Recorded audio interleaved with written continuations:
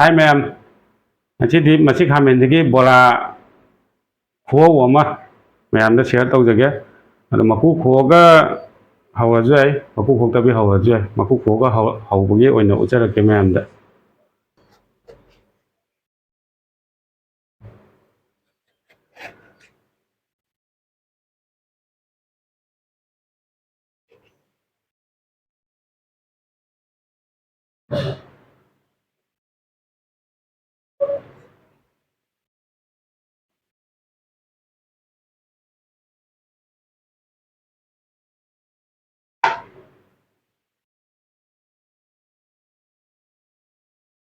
ꯃꯌꯥꯝ ꯃꯀꯨ ꯈꯣꯛꯄ ꯂꯣꯏꯁꯤꯜꯂꯦ.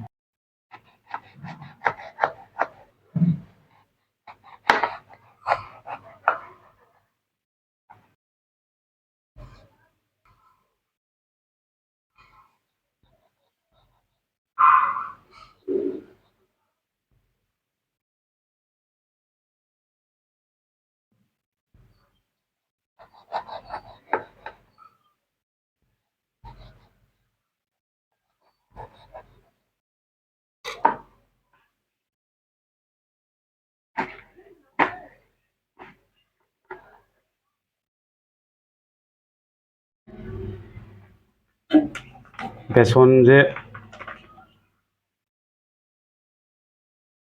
ꯈꯔ ꯍꯥꯞꯄꯦ. ꯀꯣꯔꯟ ꯐ꯭ꯂꯣꯔꯁꯦ ꯈꯔ ꯍꯥꯞꯄꯁꯤ.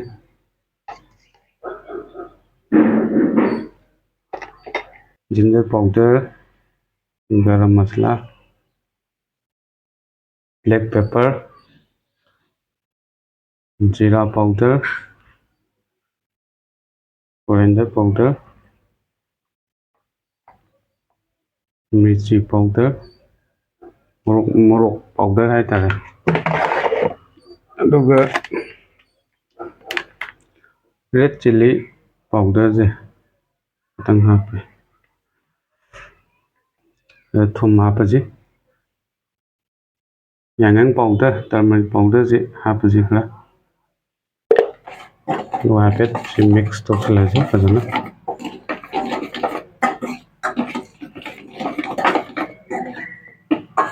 इसिंग हापचल्लसी.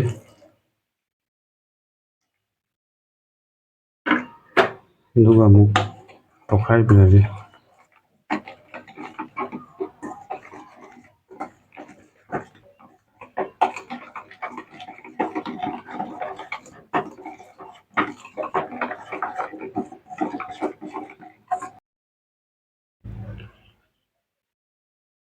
मैंने कक्पीरगको दा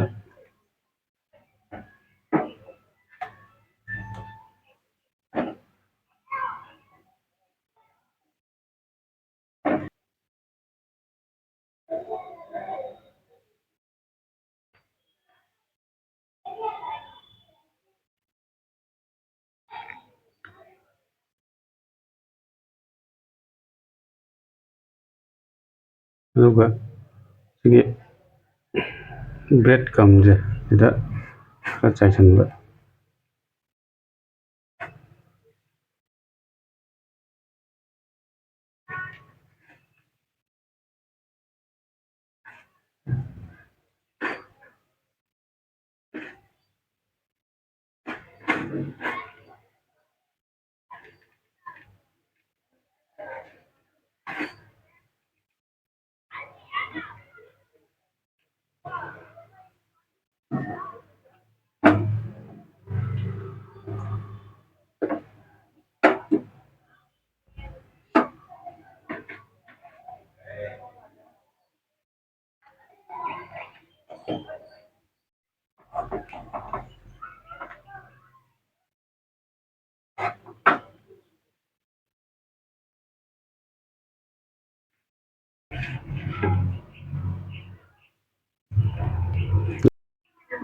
थावजे सारकदौरे.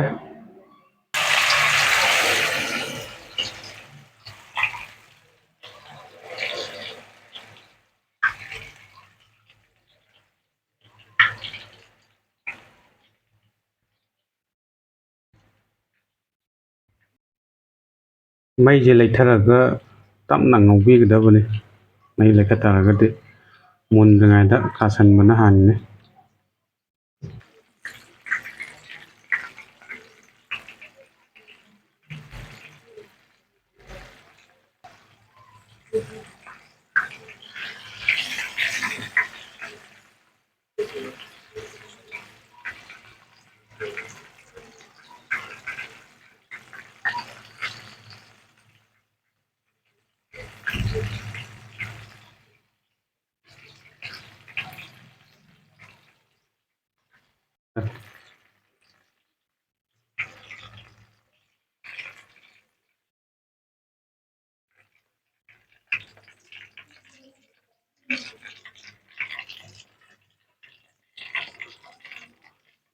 ꯂꯣꯏꯁꯤꯜꯂꯦ ꯍꯧꯔꯅꯤ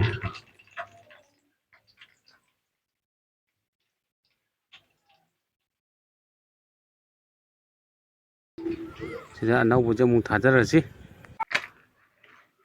ꯃꯌꯥꯝ ꯈꯥꯃꯦꯟꯒꯤ ꯕꯣꯔꯥꯗꯣ ꯁꯤ ꯂꯩꯔꯦ ꯑꯗꯣ ꯃꯍꯥꯎꯁꯦ ꯍꯥꯏꯐꯦꯠꯇꯪ ꯇꯦꯁ ꯇꯧꯔ ꯌꯦꯡꯒꯦ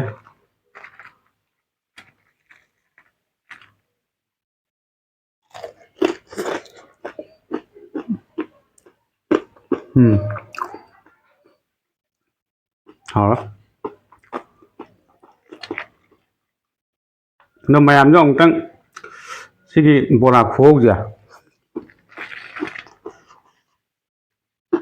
ꯌꯨꯝꯗ ꯑꯃꯨꯛꯇꯪ ꯍꯧꯔ ꯌꯦꯡꯕꯤꯌꯨꯅꯦ ꯕꯣꯔꯥꯁꯦ ꯑꯗꯨꯒ ꯃꯍꯥꯎꯁꯦ ꯀꯃꯥꯏꯅ ꯇꯧꯒꯦ ꯌꯦꯡꯕꯤꯌꯨ ꯑꯗꯣ ꯉꯁꯤꯒꯤꯁꯤꯗꯤ ꯃꯇꯥꯡꯁꯤꯗ ꯂꯣꯏꯁꯤꯟꯖꯔꯒꯦ ꯚꯤꯗꯤꯑꯣꯁꯤ ꯂꯥꯏꯛ ꯇꯧꯕ ꯁꯤꯌꯥꯔ ꯇꯧꯕ ꯀꯃꯦꯟ ꯄꯤꯕꯤꯔꯛꯄ ꯀꯃꯦꯟꯅ ꯀꯃꯥꯏꯅ ꯄꯤꯔꯛꯀꯗꯒꯦ ꯍꯥꯏ ꯇꯥꯔꯒꯗꯤ